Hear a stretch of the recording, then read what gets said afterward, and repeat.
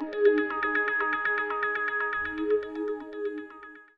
YouTube, Becky Sheehy here from Sweat Happy Wellness, and I am here for day 2 of my February Make a YouTube Video Every Day challenge, I guess.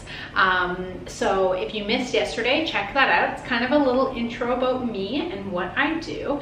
And today I'm going to expand on that a little bit more and tell you a little bit about the 6 Pilates principles. So for those of you who have never tried Pilates before, I highly recommend it. And for those of you that have tried Pilates before and didn't like it, I highly recommend you try it again with a fresh pair of eyes, especially after hearing what I have to say about Pilates. So for me, I used to be very type A. I used to brag about being type A. I used to be a runner, which, I mean, you can see that in itself. Like, runners go out, they go hard. They're a rare breed. I used to run rain, shine, snow, sleet, hail. I used to run with hail, like literally pelting me in the face. And I mean, I kind of loved my rainy runs, and I really did love running, and it's taught me a lot, but I ended up with horrific pain from running. So I used to ignore my pain and ignore my injuries because I loved running so much. And we will continue to talk about this topic because it's one of my favorite topics. And I think that especially with women, because exercise is so commonly associated with weight loss, I think it's easy to get really hooked on it, or like just feel like you have to do it every day. And let me tell you this, you do not have to go out and do like boot camps that hurt, or like rigorous runs that don't feel good, or like 6 a.m. spin classes. You don't actually have to do that stuff. You do have to move every day, but you don't have to go that hard.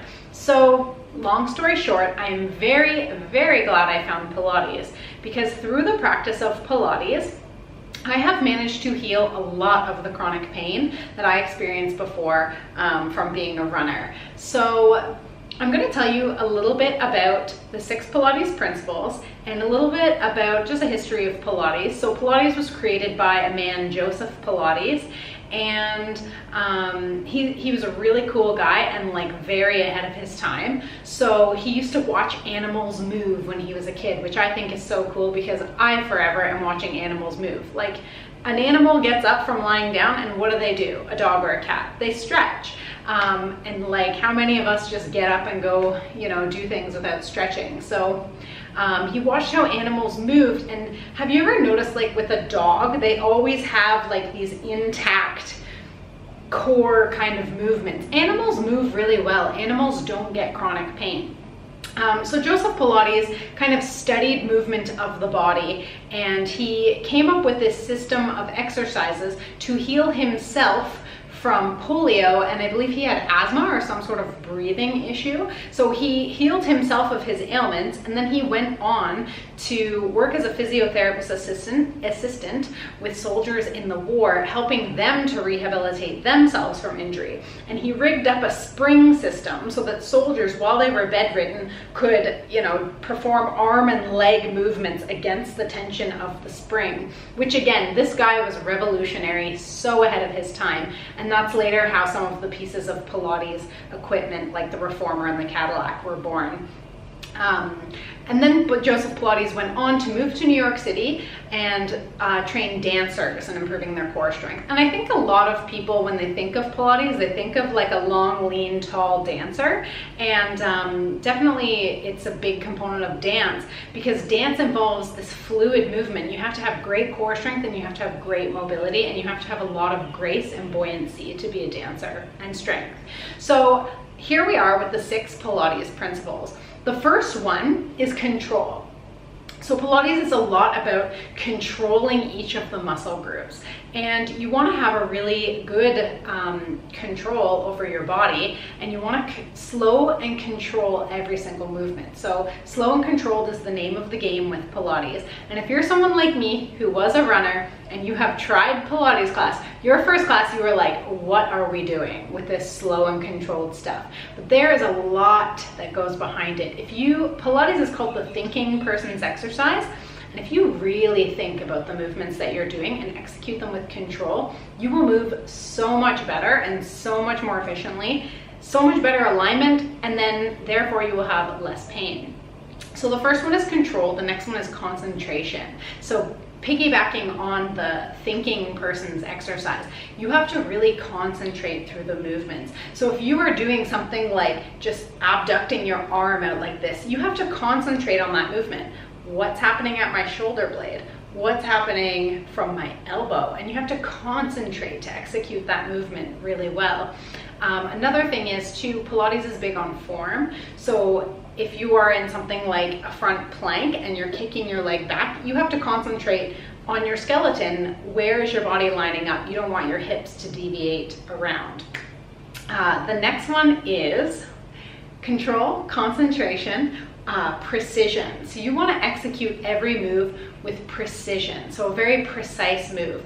Piggybacking on concentration, if you're moving with precision, you are really putting your mind to muscle. And as many times as you repeat these moves and you really put your mind into your muscle, you are going to move so much better, and you are laying this nice neural foundation so that your brain knows how to move your body. Your brain knows how to move that limb really well, and then all the other movements will really become effortless. So I use a lot of really great cues in my Pilates classes. For example, if you are circumducting your thigh, so moving your thigh bone around in a circle, you are not just moving your thigh bone around in a circle, you are imagining yourself with a pirate peg leg, and you are rolling that little ball around in the socket, and you are just drawing a little circle with your peg leg. So you're really moving that thigh bone around. And so on the topic of concentration and precision, just try it one way and then try it that way, and you will see there's a huge difference in the amount of small muscle recruitment you'll feel. If you get all the small muscles working, you are going to move so much better. So the next one we have is breath. And Joseph Pilates, as I said, he had some breathing issues. So he developed a breathing technique called the 100, where you go shh, shh, shh, shh, 100 times while pumping your arms. And basically, this is kind of conditioning those diaphragm muscles and really getting you to breathe a lot better. So Pilates focuses a lot on breath, but also that makes it kind of very relaxing of an exercise. And so again, if you're one of those type A people, you're going for a run, you like to zone out, maybe tuning into your breath and trying some kinds of mind-body exercise will be a really nice change for you, because again, afterwards you just feel so rejuvenated and so relaxed.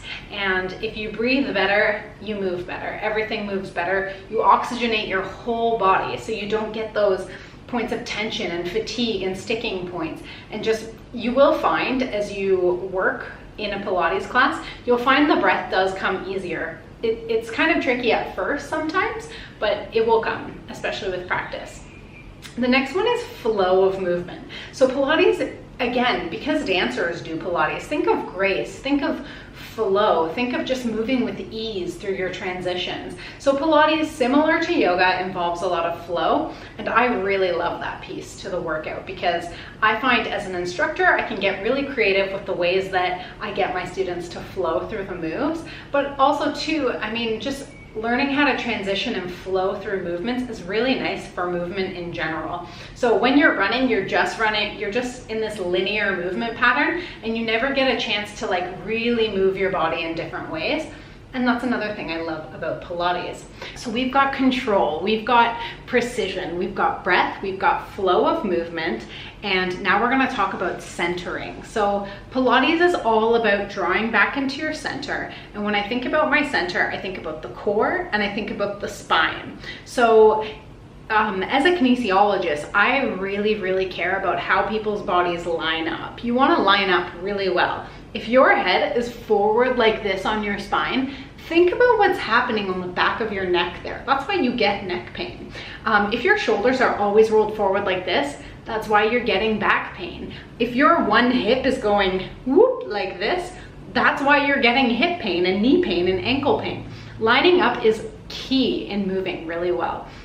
So centering, when I think about centering, I always think about the core and the length of the spine. So your core, a lot of people just think about six-pack abs, but it's actually from your collarbones to your pubic bone and all the way around like a soup can. So it involves your ribs, it involves your hips, it involves pulling your belly button back towards your spine, and involves creating that core strength so that your spine can remain nice and long. So tuning back into your center and back into your core is a huge component of Pilates. And if you are my student or you come to one of my classes, you will see I'm constantly referring back to the core, because Pilates is all about the core, and the core really truly is everything. It is your powerhouse. So those are the 6 Pilates principles, and I encourage you, if you've never done a Pilates class before, or if you did one and you didn't like it, I strongly encourage you to find a Pilates class or a Pilates instructor in your area. And if you are in the Kawartha Lakes area, definitely come check me out. My classes are posted on my website. I run workshops, so come and check those out, or sign up for a private session, because if you're new to Pilates, sometimes it's a lot to take on, and I highly recommend doing a private session with a skilled instructor, because they can really look at your body and fine tune where you need work. So check out a Pilates class, and we'll see you tomorrow.